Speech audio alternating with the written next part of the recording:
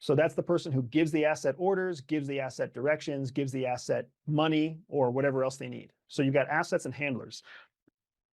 When you hear the word source, source is a term that relates specifically to the asset. When you hear operative, operative reverts specifically to the handler, right? So that's essentially what it breaks down to, is just these two roles. Most espionage is actually very boring. It's not at all like you see in the movies. So when an asset is collecting espionage information from within the United States, what they're usually looking for is something that has scalable negative impact.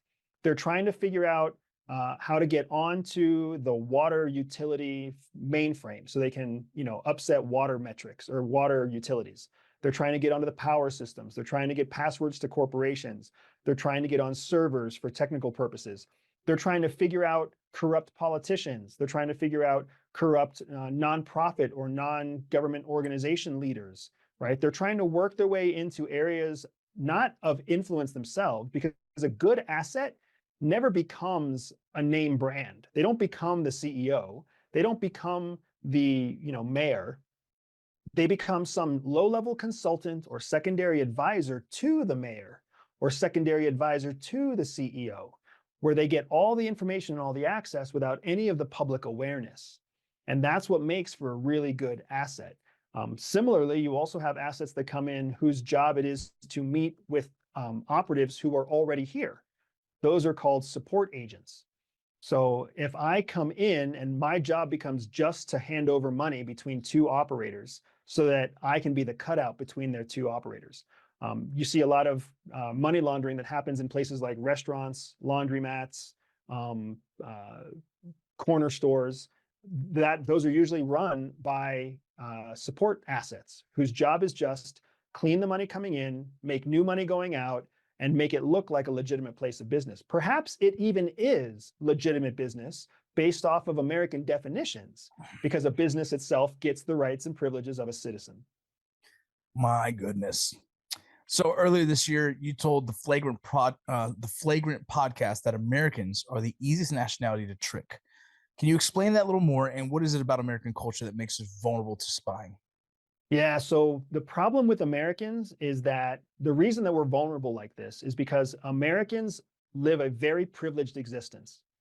Our needs are met for the vast majority of us. We have clean water that comes out of the faucet.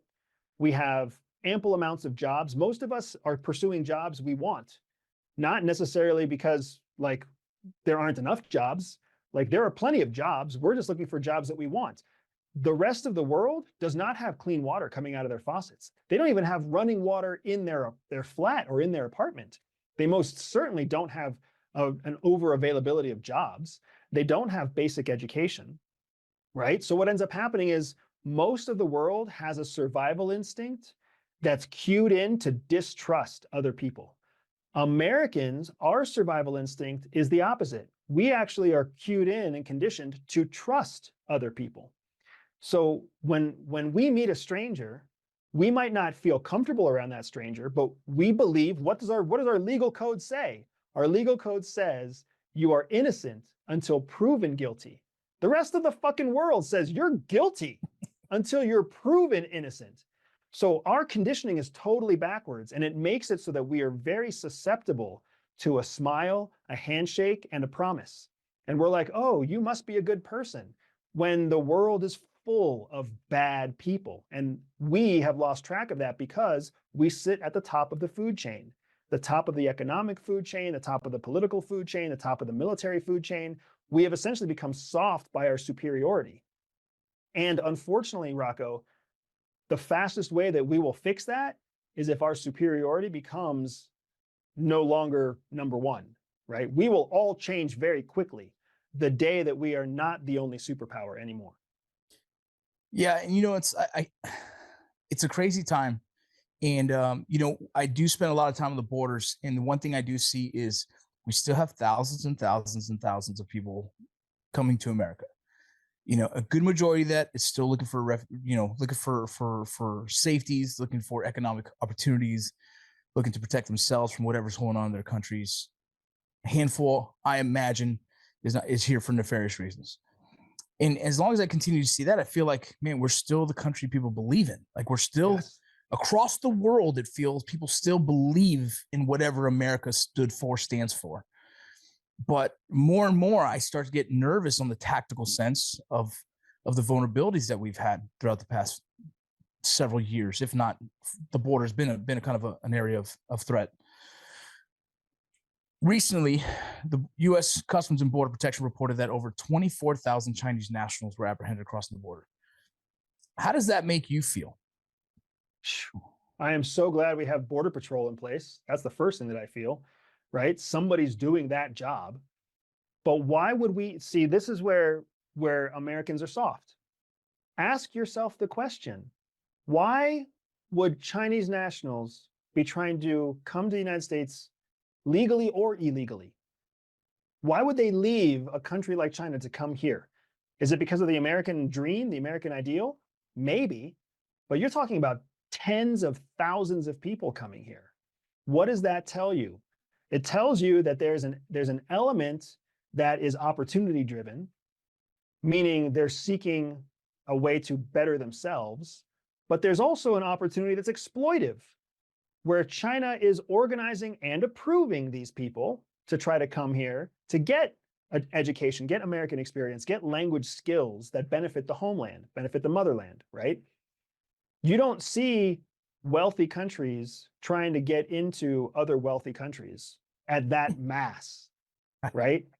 When, like, how many Norwegians try to get into Germany? How many wealthy Emiratis try to migrate to the UK?